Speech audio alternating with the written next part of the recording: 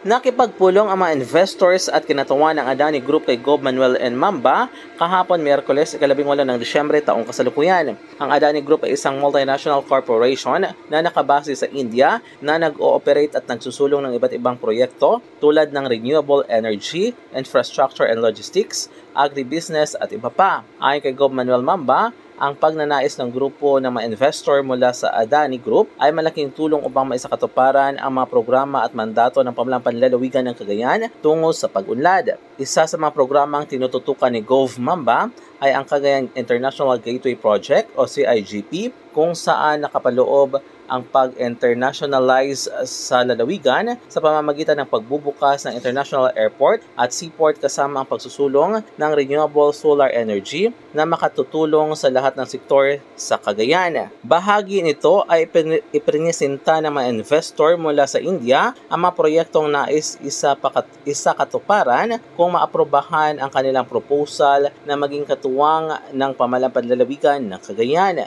Samantala, naging panauhin din sa naturang pagpupulong si Manong Edgar Egay Aglipay kasama si PNP Regional Director Police Brigadier General Antonio Maralag Jr., Cagayan Police Provincial Office Director Police Colonel Mardito Aguluan at ang mga department head ng Kapitolyo ng Cagayan.